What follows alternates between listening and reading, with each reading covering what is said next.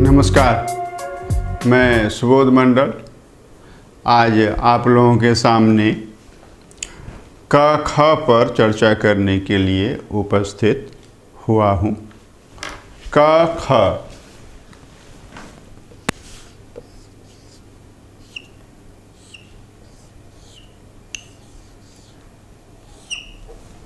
क ख को अच्छी तरह से समझना है। यह आपके सफलता के सोपानों में सम्मिलित है। आपकी सफलता की ये सीढ़ियाँ हैं। क ख हर कोई सफल होना चाहता है। कौन ऐसा है जो सफल नहीं होना चाहता है?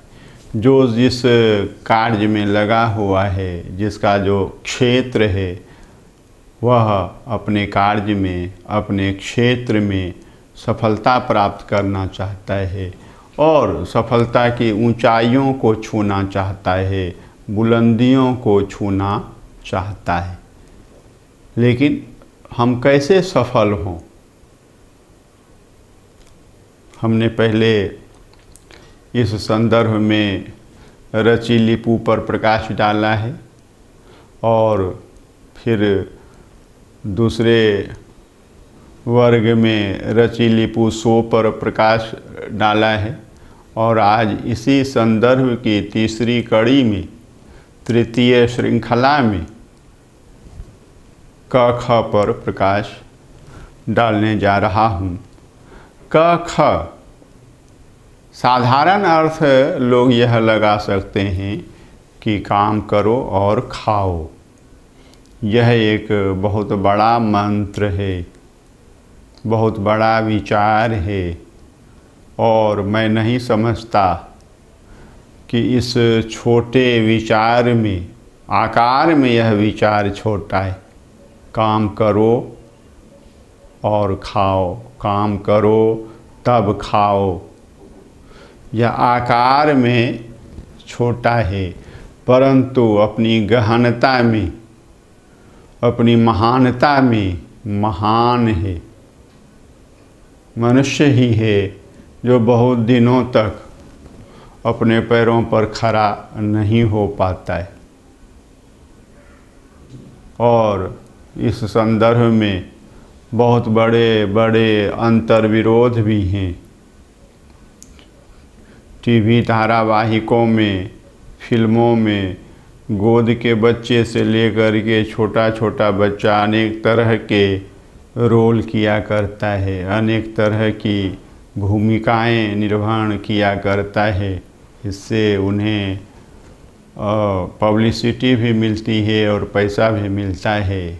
वह जो है बाल श्रम के अंतर्गत नहीं माना जाता है, लेकिन गांव समाज में छोटा बच्चा अगर कोई काम करता है तो यह बाल श्रम संविधान अधिकार का उल्लंघन माना जाता है। यह ध्यान में रखना है। हमको बच्चों के विषय में यही बात करनी है कि बच्चों को पढ़ने का अधिकार, शिक्षा का अधिकार, राइट टू एजुकेशन है उसके पास, तो पढ़ना है।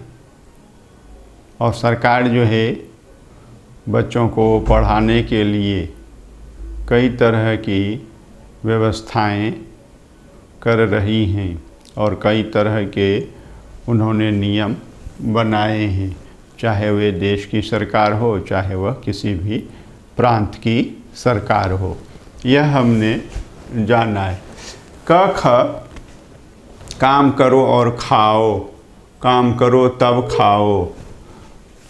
प्रसिद्ध साहित्यकार, प्रसिद्ध हिंदी साहित्यकार मुंशी प्रेमचंद ने खुद को मज़दूर कहा है उन्होंने कि मैं मज़दूर हूँ, लिखना मेरी मज़दूरी है और जिस दिन ना लिखूँ उस दिन मुझे रोटी खाने का अधिकार नहीं है।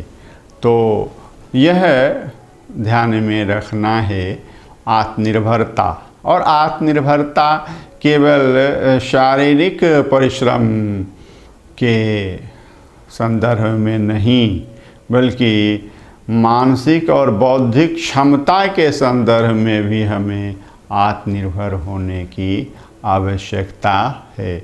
जो व्यक्ति बौद्धिक स्तर पर आत्मनिर्भर नहीं होता है वह सबसे पहले दासता स्वीकार कर लेता है, सबसे पहले गुलामी को पसंद कर लेता है। तो यह हमें ध्यान में रखना है। बहरहाल जो है क ख से वैसा अर्थ नहीं है, यह आप लोगों से संबंधित है। क का अर्थ होता है कार्य करना और ख का अर्थ होता है खेलना।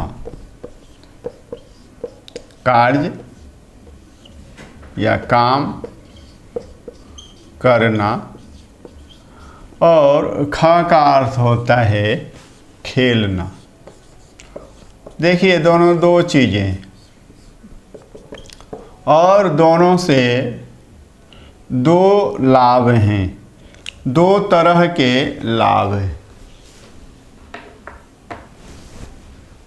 काम को करते हुए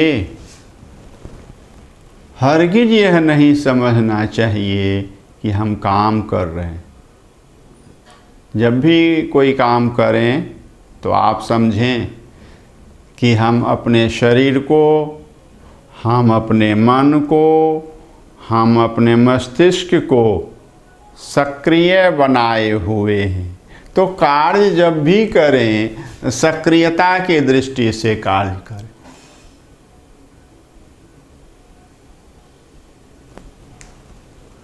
काम जब कर रहे हैं आप तो समझें कि आप अपने शरीर को सक्रिय रखे हुए हैं, सक्रिय बनाए हुए हैं। आप अपने मन को सक्रिय रखे हुए हैं, सक्रिय बनाए हुए हैं। और आप अपने बुद्धि को सक्रिय रखे हुए हैं, सक्रिय बनाए हुए हैं। और अलग अलग तरह का कार्य करने से और आप जितनी अच्छी तरह से कोई कार्य करते हैं तो आप समझिए कि जिस समय आप कोई भी कार्य कर रहे होते हैं तो शरीर, मन और बुद्धि को सक्रिय तो रख ही रहे होते हैं, साथ ही किसी भी कार्य को जितनी अच्छी तरह से आप कर रहे होते हैं तो आप अपने ब्रेन को अरेंज कर रहे होते हैं, आप अपने मन को सुसज्जित कर रहे होते हैं और आप अपने शरीर को भी बहुत ही सक्रिय और तत्पर, इससे कार्य संस्कृति विकसित होती। भारत में कार्य संस्कृति पर बहस की जा सकती है और कार्य संस्कृति यही है कि अच्छे अच्छे दफ्तरों में लोग कुर्सी पर बैठ कर के और टेबल पर, मेज पर या टेबल पर जो उच्चारण कर लीजिए, टांग फैला करके और अखबार से मुंह को ढांप करके आराम करना जो है अपना नौकरी साबित अधिकार समझते हैं, सेवा सिद्ध अधिकार समझते हैं। सरकारी नौकरी में जाने का मतलब आराम तलबी, तो आपकी आराम तलबी से आपका शरीर निष्क्रिय होता चला जाएगा, आपका मन निष्क्रिय होता चला जाएगा, आपकी बुद्धि निष्क्रिय होती चली जाएगी और कुछ ही दिनों में ये सब चीज़ें बेकार हो जाती हैं। सुबोध मंडल को पता है आदमी जितना सक्रिय रहता है उतना ही सजीव बना रहता है, उतना ही जिंदा दिल बना रहता है, उतनी ही लंबी आयु पाता है, उतना ही अच्छा स्वास्थ्य पाता है और जीवन का उतना ही अधिक आनंद ले पाता है। यह ध्यान में रखना है।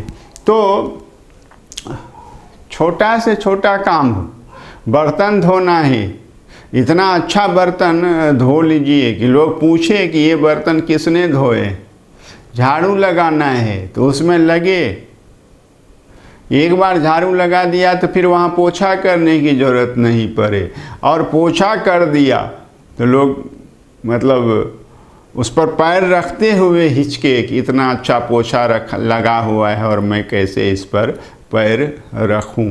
तो आप काम करते हैं, शरीर को, मन को, बुद्धि को सक्रिय रखते हैं और सबको विन्यस्त करते हैं इस काम के माध्यम से, कार्य के माध्यम से विन्यास करते रहते हैं।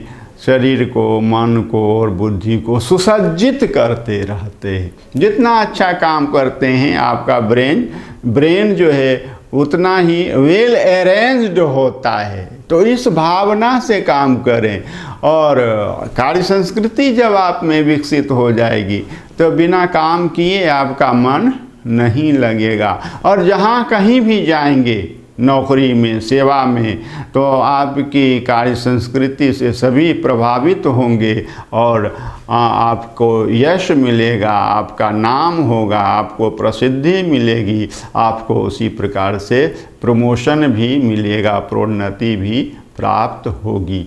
तो यह मामूली चीज़ नहीं है कार्य करना और खेलना।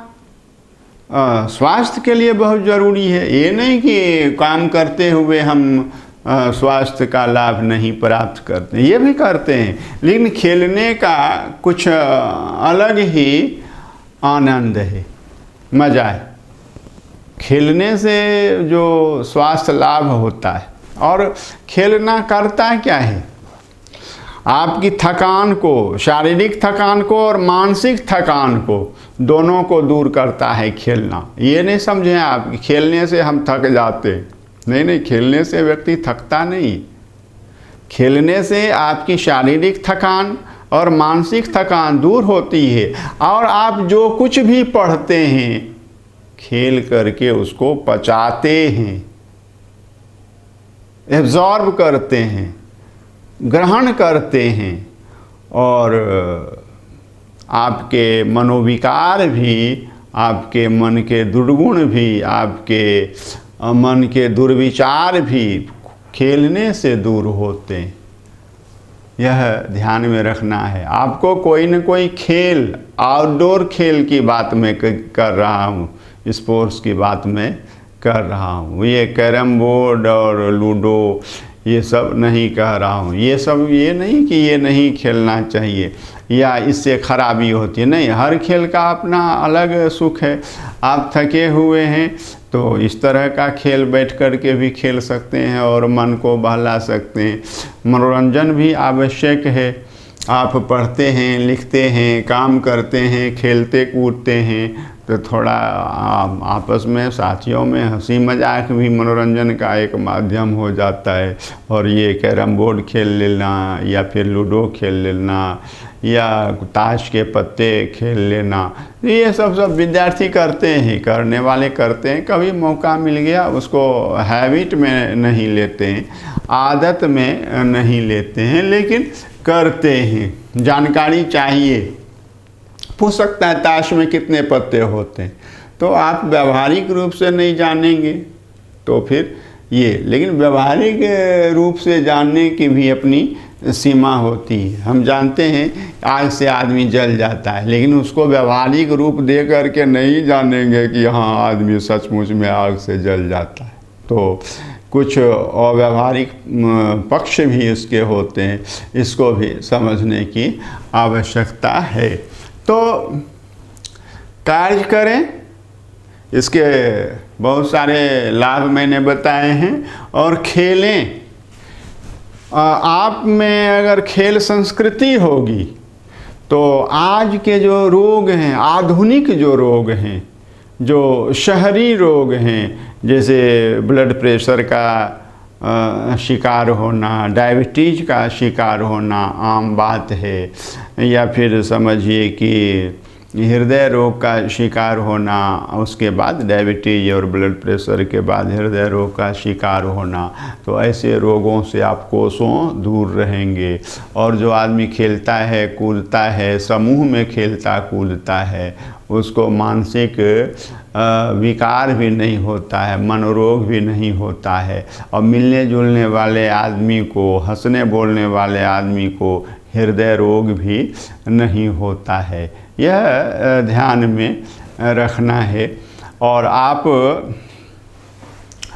भुंजा चबा कर खाएंगे, तो भुंजा चबा कर खाएंगे तो आप मनोरोग का शिकार कभी नहीं होंगे, क्योंकि चबाकर खाने से मस्तिष्क की एक्सरसाइज होती है, ब्रेन की एक्सरसाइज होती है, और चबाकर नहीं खाने से ब्रेन की एक्सरसाइज नहीं हो पाती है। इसलिए चने का भुंजा है या पॉपकॉर्न जिसको अंग्रेजी में कहते हैं, मकई का लावा हम लोग कहते हैं या मकई का भुंजा कहते हैं, जो भी है, या